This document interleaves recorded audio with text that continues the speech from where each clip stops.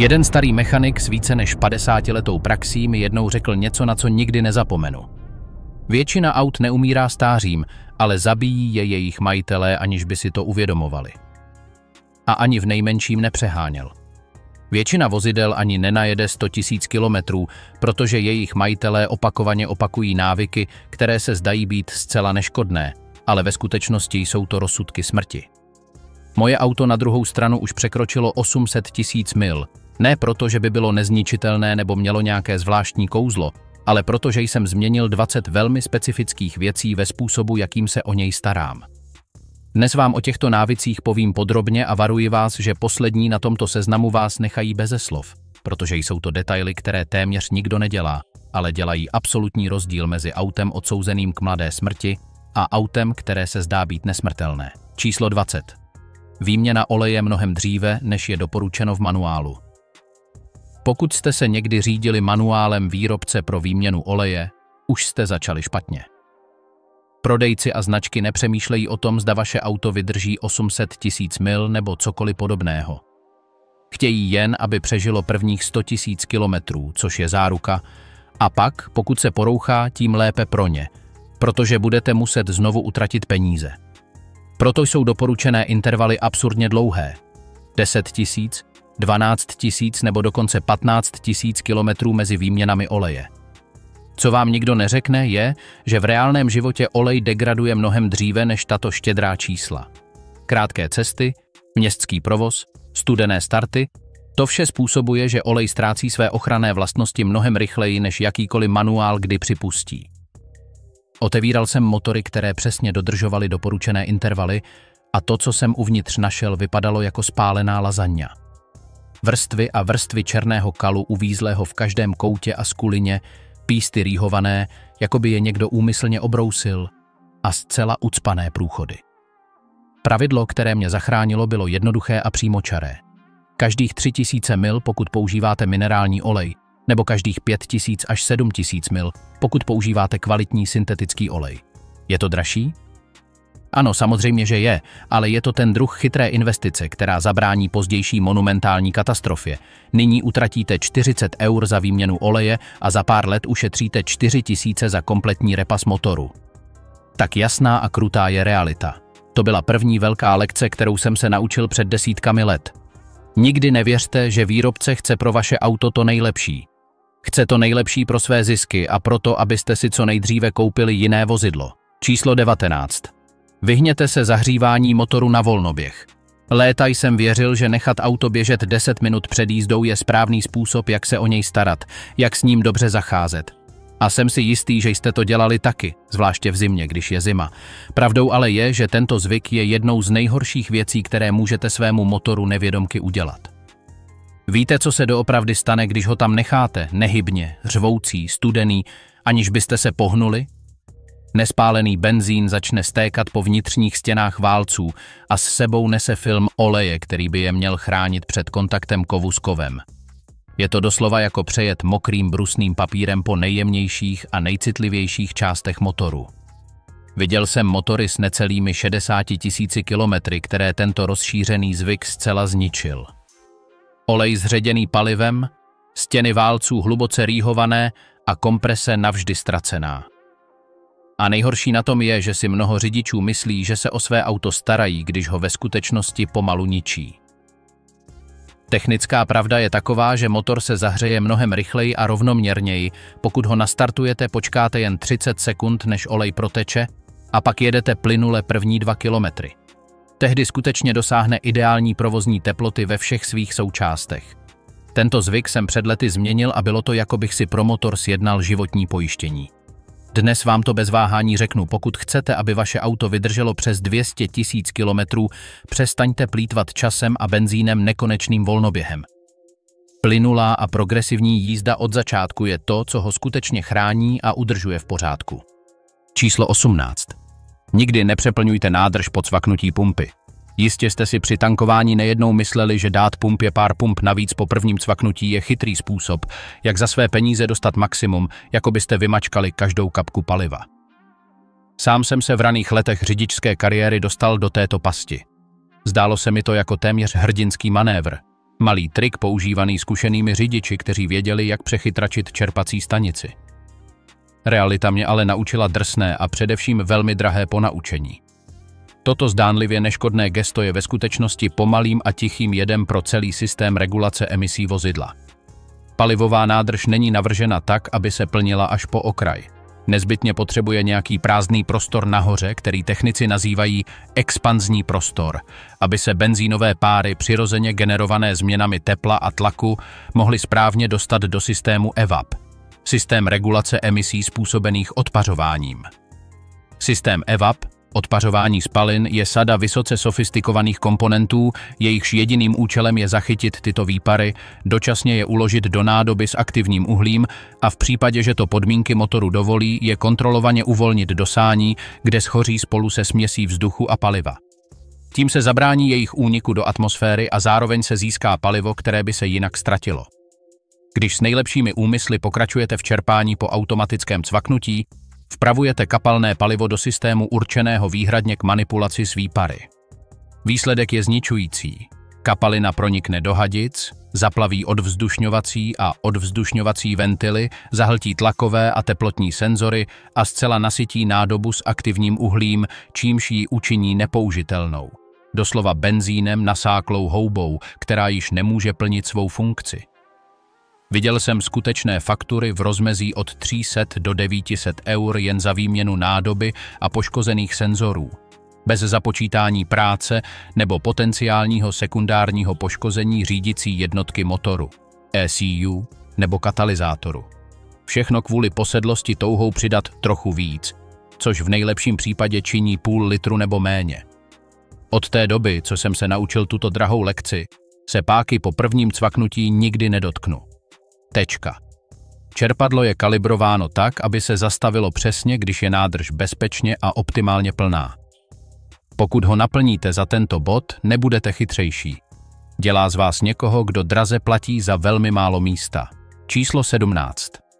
Pravidelná výměna převodové kapaliny. Toto je další z těch velkých mýtů, které předčasně ničí auta, aniž by si toho kdokoliv všiml. Mnoho řidičů věří, že převodová kapalina je prakticky věčná, protože ji nevidíte ani ji pravidelně nekontrolujete, jako je tomu u motorového oleje. A samozřejmě protože zůstává červená nebo růžová a na první pohled nijak zvlášť nepříjemně nevoní, myslí si, že uvnitř té tajemné krabičky je všechno v naprostém pořádku. Nic nemůže být dále od mechanické reality. Převodovka je plná vnitřních spojek a ozubených kol, které jsou neustále v kontaktu a při běžném používání uvolňují drobné mikroskopické kovové částice. Tyto částice se postupně hromadí v kapalině a mění ji v jakýsi tekutý brusný papír, který opotřebovává každou vnitřní součástku, se kterou přijde do styku. Nejklamnější a nejnebezpečnější věcí na tomto procesu však je, že si toho nevšimnete, dokud není příliš pozdě na to, abyste s tím něco udělali. V den, kdy převodovka začne prokluzovat nebo špatně řadit, není cesty zpět. Čeká vás oprava, která může stát 4 až 7 tisíc eur, v závislosti na modelu. Moje osobní pravidlo bylo jednoduché, ale přísné. Každých 60 tisíc mil, nebo maximálně každých 6 let, kompletní výměna převodové kapaliny, žádné výmluvy. A u hybridních vozidel, kde převodovka funguje jinak, ji nastavte na 90 tisíc mil jako absolutní limit. Vždy používejte specifický olej doporučený výrobcem automobilu. Žádná provizorní řešení ani levné univerzální kapaliny. Naučil jsem se to tím, že jsem viděl převodovky, které po stovkách tisíc kilometrů vypadaly prakticky jako nové, jednoduše proto, že nikdy nezanedbávali tuto základní, ale kritickou údržbu. Tento zvyk sám o sobě, bez nadsázky, byl rozdílem mezi tím, že stále jezdím se svým autem po 800 tisících mil a tím, že ho před více než 10 lety vidím zemřít opuštěné na vrakovišti. Číslo 16. Brzděte inteligentně a předvídejte. Tento bod se zdá být na první pohled logický, ale je neuvěřitelné a frustrující, kolik řidičů ho den co den zcela ignoruje. Neustálé prudké brzdění nejenže mnohem rychleji opotřebovává brzdové destičky, ale také extrémním teplem deformuje kotouče, unavuje a degraduje brzdovou kapalinu a zahřívá celý systém na naprosto absurdní a zbytečné teploty. Každé náhlé a zbytečné brzdění je doslova jako dát brzdy do průmyslové pece. Viděl jsem brzdové kotouče úplně deformované a destičky zesklovatělé od tepla u aut s méně než 20 000 kilometrů na tachometru. A to vše proto, že jejich majitelé jezdili, jako by každá červená byla cílovou páskou Formule 1. Zvyk, který jsem si osvojil, byl neuvěřitelně jednoduchý, ale účinný. Sundat nohu z plynu s dostatečným předstihem, když vidím, že budu muset brzdit. A nechat auto jednoduše jet setrvačností, využívat jeho hybnosti. Tato technika, nazývaná setrvačnost, znamená, že brzdy se zapojují pouze v nezbytných případech a zároveň výrazně snižuje spotřebu paliva, protože motor při zpomalování nevstřikuje palivo. Když jsem se naučil používat brzdění motorem i při dlouhých sjezdech z hor, moje brzdové kotouče a destičky doslova vydržely 2x nebo dokonce 3x déle než obvykle. A pokud je někdy potřeba vyměnit, protože se všechno časem opotřebuje, zapomeňte na levné díly od neznámých značek. Viděl jsem generické, nekvalitní destičky, které vydrží přesně polovinu déle než ty dobré a navíc při každém brzdění kvílí jako hejno šílených racků. Nakonec, jako vždy, levné je velmi drahé. Číslo 15. Včasná výměna a kontrola chladicí kapaliny. Většina lidí se mylně domnívá, že chladicí kapalinu motoru je třeba kontrolovat pouze tehdy, když se auto začne přehřívat nebo když uprostřed silnice vidí dramaticky stoupat z kapoty pára. Pokud jde o preventivní údržbu, nic nemůže být dále od pravdy. Chladicí kapalina je jednou z těch tichých kapalin, které pro váš motor dělají mnohem víc, než si většina lidí uvědomuje. A když ji ignorujete nebo zanedbáváte, následky jsou často brutální a nevratné. Moderní motory jsou téměř všechny vyrobeny z hliníku namísto litiny z minulosti, což je mnohem lehčí materiál, který sice pomáhá se spotřebou paliva, ale neodpouští ani sebemenší přehlédnutí, pokud jde o teplo. Při 230 stupních Celsia se hliníková hlava válců deformuje jako horké máslo. A co myslíte, že se stane bezprostředně poté? Prasklé těsnění hlavy válců, zcela přehřátý motor, který se může dokonce zadřít, a účet za opravu, který může snadno překročit 3500 € bez mrknutí oka. Chladicí kapalina vůbec není věčná, jak si někteří lidé myslí. Během let používání postupně degraduje, ztrácí své klíčové antikorozní přísady a přestává dostatečně chránit chladicí systém. Navíc míchání různých typů chladicích kapalin, těch, které se dodávají v zelené, červené nebo žluté barvě, je doslova jako hrát ruskou ruletu s autem. Viděl jsem chladiče proměněné v nechutnou želatinovou kaši, protože se někdo bez váhání rozhodl smíchat cokoliv, co měl v garáži po ruce. Můj osobní zvyk byl vždy úplně stejný. Každé 3 až 5 let maximálně kompletní výměna systému s přesně tou chladicí kapalinou, kterou výrobce doporučuje v manuálu. Žádná improvizace ani používání čehokoliv, co je v prodeji. A jednu věc vás mohu ujistit s naprostou jistotou. Tato malá údržba nejenže udržela můj motor v chladu i uprostřed léta s teplotami dosahujícími 40 stupňů Celsia, ale také zabránila korozi, která nahlodala vnitřní součásti chladiče, hadice a vodní čerpadlo. Auto, které se byť jen jednou silně přehřeje, může být odsouzeno k celoživotnímu opakujícímu se problému, a to je cena, kterou jsem kvůli naprosté nedbalosti nikdy nebyl ochoten zaplatit. 14. Neignorujte podivné zvuky. Pokud mě něco dohání k šílenství a hluboce frustruje, je to pohled na to, jak tolik lidí zesílí rádio, aby přehlušili a zapomněli na podivné zvuky, které vydává jejich auto. To je zaručený recept na to, že nakonec zavoláte odtahovku v nejhorší možnou chvíli. Každý neobvyklý zvuk je přímým signálem od vašeho auta, jasným varováním, které pokud se naučíte správně naslouchat a interpretovat, vám může doslova ušetřit tisíce eur na větších opravách. Vysoký kvílivý zvuk při startování motoru může být řemen příslušenství, který se každou chvíli přetrhne. Kovové cvaknutí při otáčení volantu může být hnací hřídel nebo homokinetický kloup, který se chystá úplně selhat. Neustálé kvílení, které se stupňuje s rychlostí, může jasně naznačovat, že ložisko kola pomalu umírá. Úplně ignorovat tyto zjevné indicie je jako pevně si zacpávat uši, zatímco vaše auto zoufale křičí o pomoc. Jednou jsem měl klienta, který týdny ignoroval jednoduchý, rytmický, tikavý zvuk, vycházející z jeho motoru pokaždé, když zrychlil. Upřímně si myslel, že je to jen drobný problém, který se sám vyřeší, nebo že nestojí za toho kontrolovat. Ukázalo se, že měl tak nebezpečně nízkou hladinu oleje, že hydraulické zvedáky běžely úplně na sucho, bez jakéhokoliv mazání. Konečný výsledek byl zničující. Motor kompletně rozebraný v dílně, vnitřní díly spálené a opotřebované a účet za opravu přes 2000 eur, kterému se dalo předejít jednoduchou a včasnou kontrolou. Od útlého věku jsem se naučil, že každý nový nebo neobvyklý zvuk by měl být okamžitě prošetřen. Nejde o paniku kvůli každé maličkosti, ale o to věnovat vozidlu skutečnou pozornost. Je slyšet jen při studeném startování? Jen když je motor teplý? Při otáčení volantu na určitou stranu?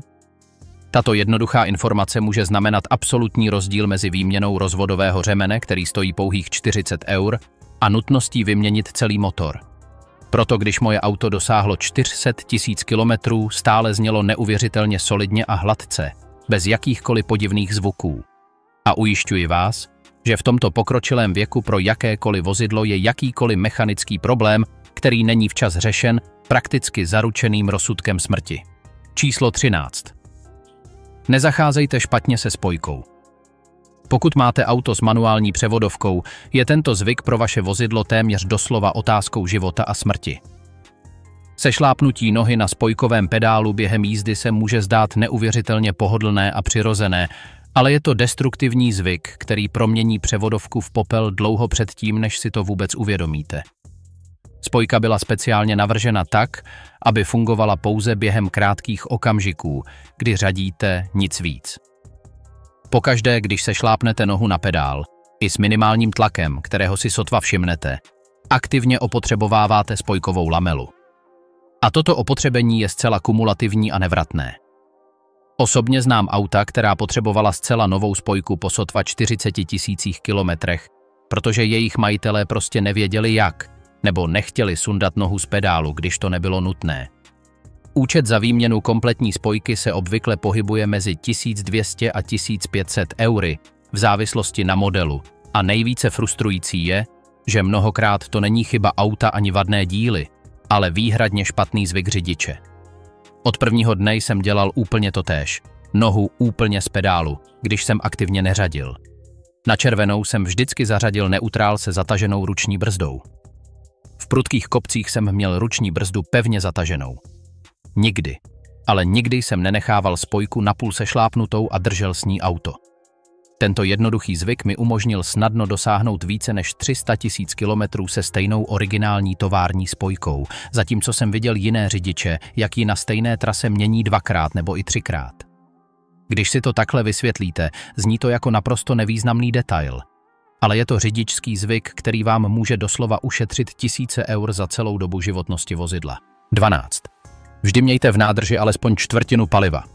Kolikrát jste viděli někoho klidně jezdit s palivoměrem prakticky na rezervě? Možná si myslel, že je to nějaký chytrý trik na úsporu paliva, nebo prostě jen z čiré lenosti jezdit na čerpací stanici. Tento běžný zvyk je nejrychlejším a nejpřímějším způsobem, jak předčasně vyřadit palivové čerpadlo vašeho auta. Čerpadlo je umístěno uvnitř palivové nádrže a je neustále chlazeno kapalným palivem, které ji obklopuje. Když je hladina paliva delší dobu příliš nízká, čerpadlo začne nasávat horký vzduch místo studené kapaliny a také nasává všechny usazeniny a nečistoty, které se v průběhu let nahromadily na dně nádrže. To nejen přehřívá čerpadlo do té míry, že ho doslova spálí, ale také to všechny tyto nečistoty tlačí přímo do vstřikovačů paliva motoru. Osobně jsem vyměnil palivová čerpadla s pouhými 80 000 kilometry na tachometru, jednoduše proto, že jejich majitelé neustále jezdili na rezervu. A není to vůbec levná ani snadná oprava. Klidně 600 eur jen za díl a práci. Plus všechny ty obrovské potíže s tím, že uvíznete uprostřed silnice v nejhorší možnou chvíli. Vždycky jsem se držel velmi přísného osobního pravidla. Nikdy nenechat nádrž klesnout pod čtvrtinu její celkové kapacity. Je to tak jednoduché. Tímto způsobem čerpadlo vždy pracuje chladně a dobře chlazené. Palivový filtr zůstává čistý mnohem déle a auto nikdy v kritickém nebo nebezpečném okamžiku nevyčerpá benzín.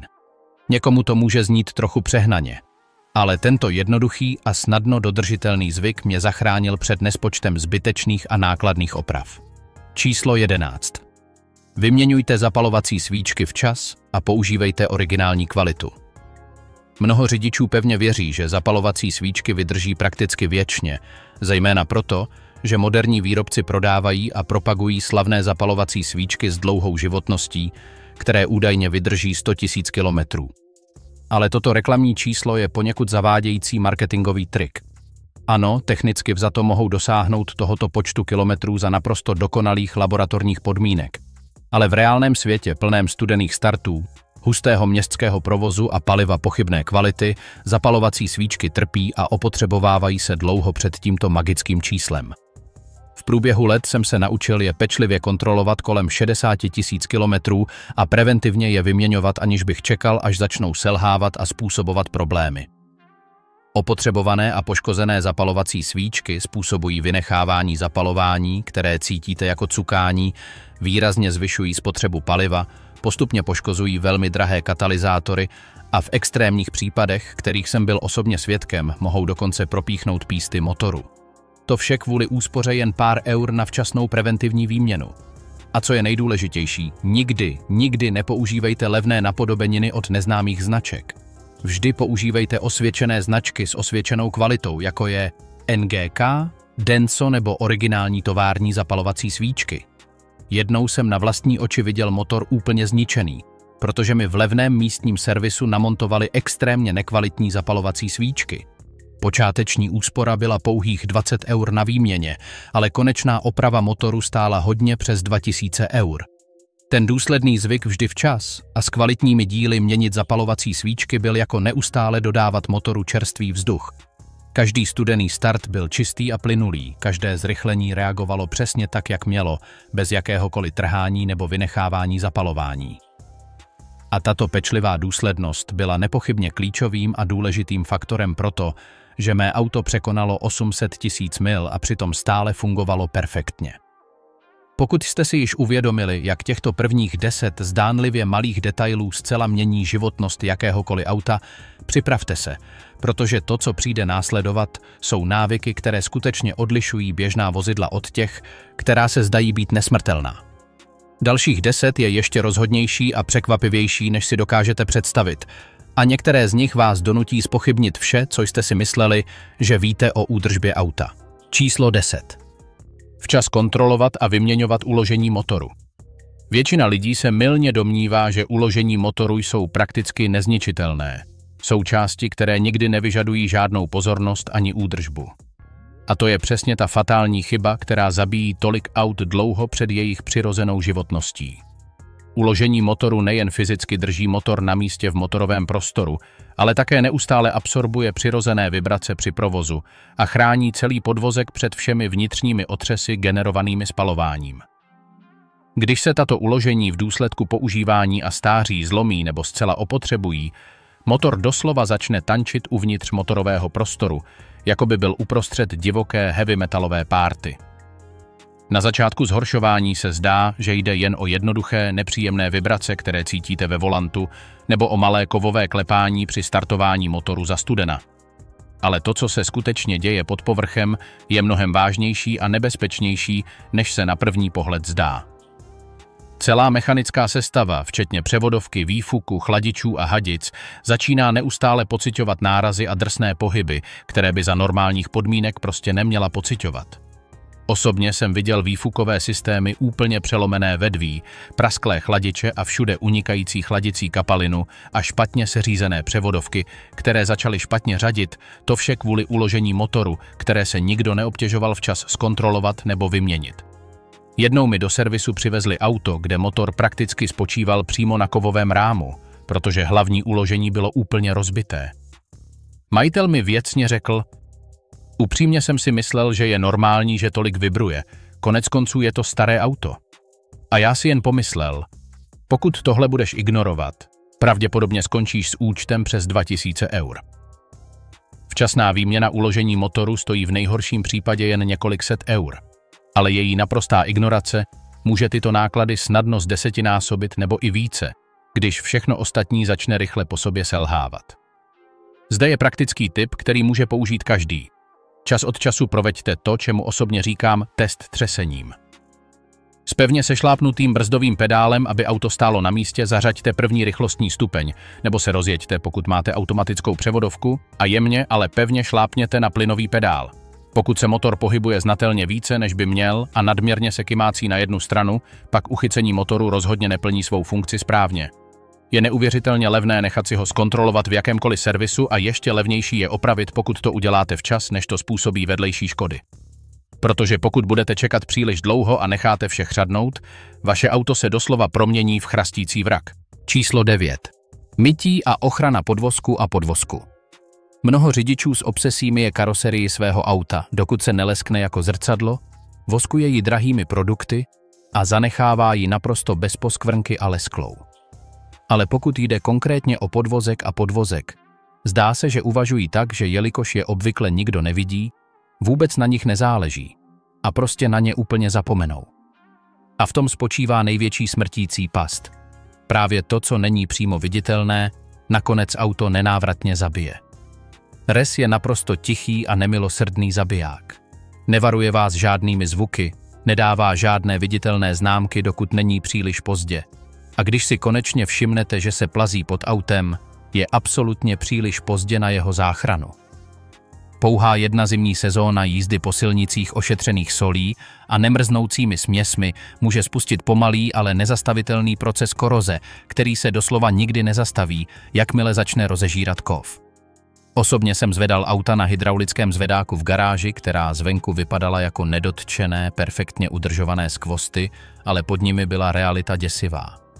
Jejich ramena zavěšení kol byla tak zrezivělá a oslabená, že připomínala staré tyčinky chleba, které se každou chvíli zlomí při dalším nárazu. Konstrukce podvozku byla v několika kritických bodech perforovaná a uchyty zavěšení kol doslova visely na vláknech z korodovaného kovu. Je to naprosto ironické a smutné. Někteří majitelé utrácejí absurdní částky za drahé, luxusní osvěžovače vzduchu, aby jejich auta uvnitř hezky voněla. Zatímco zároveň se podvozek pomalu, ale jistě rozkládá jako shnilá ryba, zapomenutá na týdny v zadní části lednice. Můj osobní režim byl od začátku naprosto jasný a striktní. Alespoň jednou za měsíc po celou zimu důkladné tlakové mytí podvozku, aby se odstranila veškerá nahromaděná sůl a špína. A pokud žijete v oblasti s neustálou vysokou vlhkostí nebo častými dešti, tak každé 2 týdny bez výjimky. Kromě toho alespoň jednou za rok aplikuji na celý podvozek specializované přípravky na ochranu proti korozi.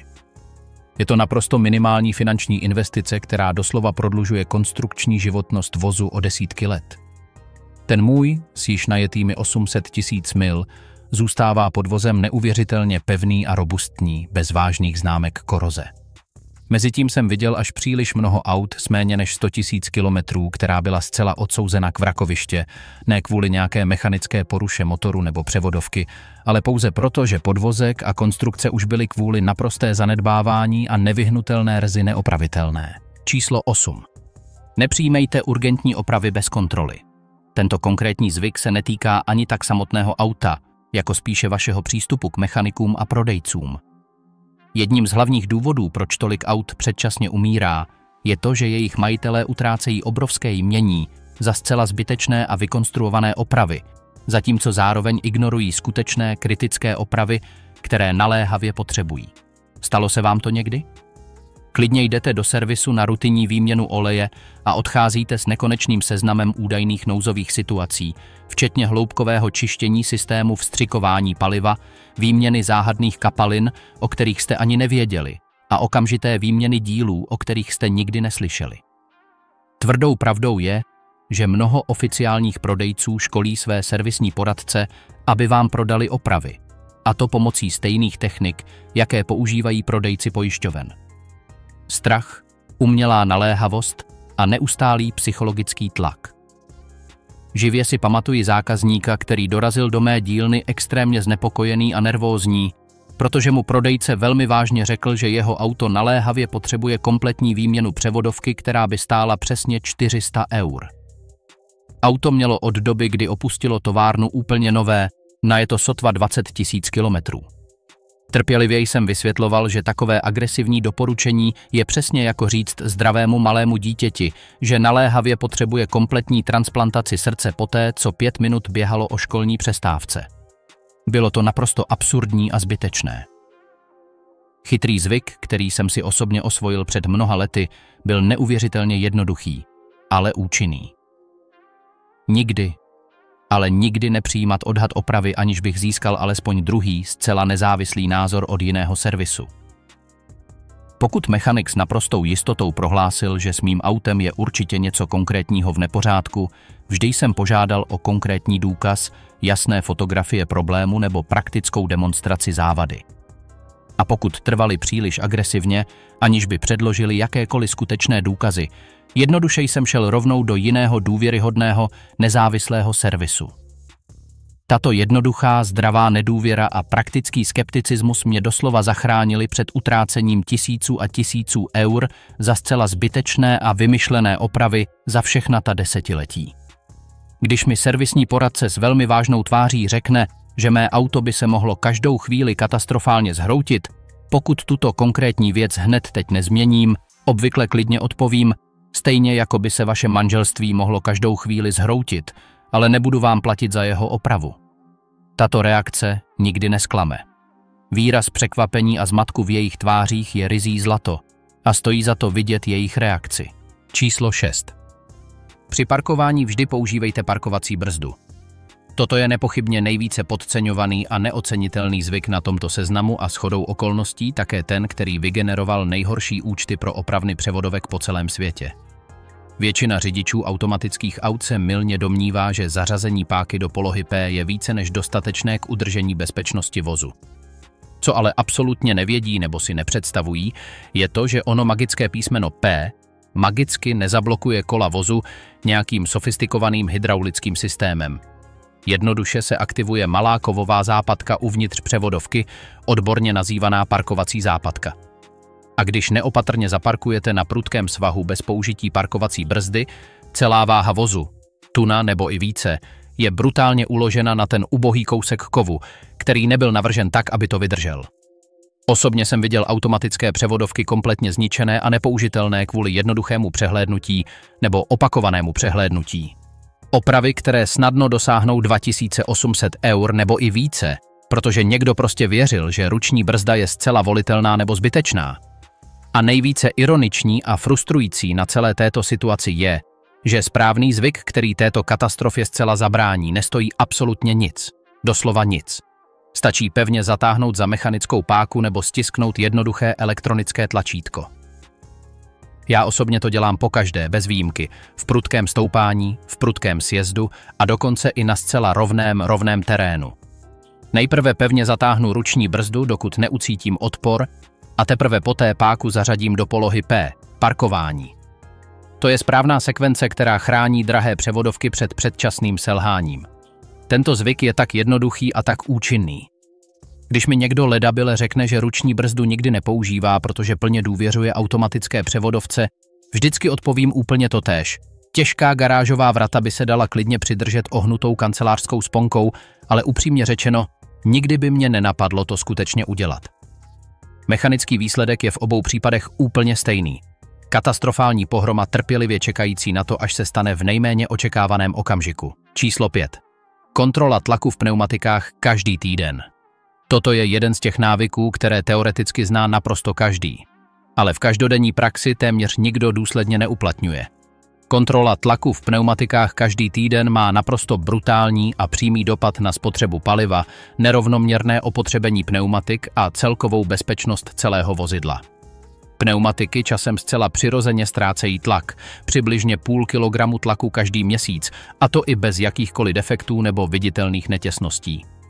Pokud jsou pneumatiky dlouhodobě výrazně podhuštěné, vytvářejí na asfaltu mnohem větší valivý odpor, produkují nadměrné a zbytečné teplo ve své vnitřní struktuře a trpí zcela nerovnoměrným a nepřijatelným opotřebením bočnic.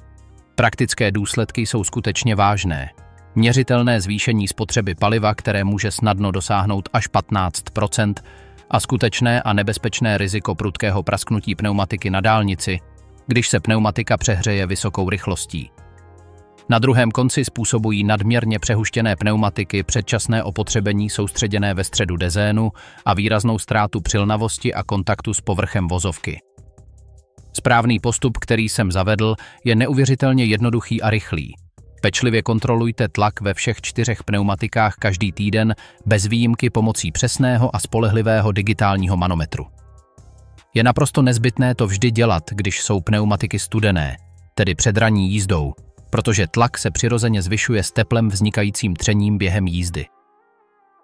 Pneumatiky správně nahuštěné na přesný tlak doporučený výrobcem vydrží doslova 2krát déle než podhuštěné, navíc poskytují lepší přilnavost v zatáčkách a brzdění a znatelně snižují spotřebu paliva. Je to investice sotva 5 minut týdně, která vám ročně ušetří stovky eur za nové pneumatiky a zbytečně plýtvané palivo. Číslo 4. Pravidelně měňte vzduchový filtr motoru. Zde máme další z těch směšně levných komponentů, které lidé neustále zanedbávají a které později způsobují mnohem dražší problémy.